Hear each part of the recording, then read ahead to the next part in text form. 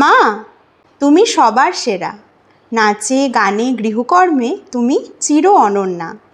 নাচের রূপোর মেডেল তা যেন আজও জ্বলজ্বল করছে, আর গানের সুখ্যাতি তো সবার মন জয় করছে। জীবনে সঙ্গীতের প্রথম হাতেখড়ি তোমারই হাত ধরে। তোমার রান্নায় আছে এমন জাদু, যা খেতে লাগে বড়ই সুস্বাদু। তোমার ভুবন মোহিনী হাসি দেখতে আমি বড়ই ভালোবাসি। এমনই ছন্দে গীতিতে উজ্জ্বল থাকো মা। ঈশ্বরের আশীর্বাদে মা তুমি শান্তিতে ও সুস্থ থাকো। তোমার জন্মতিথিতে রঙের খেলায় মেতে ওঠে সকল ভারতবাসী। তাই শুভ দোল পূর্ণিমার এই পুণ্যতিথিতে মা তোমায় জানাই আমি তোমায় খুবই ভালোবাসি।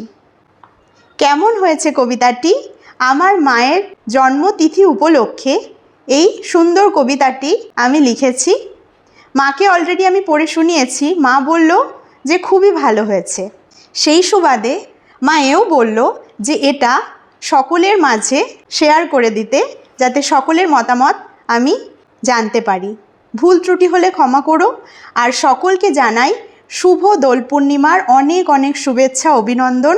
সকলের জীবন রঙিন হয়ে উঠুক এবং সকলে আমার মাকে আশীর্বাদ করো যেন মা সুস্থ থাকে, শান্তিতে থাকে।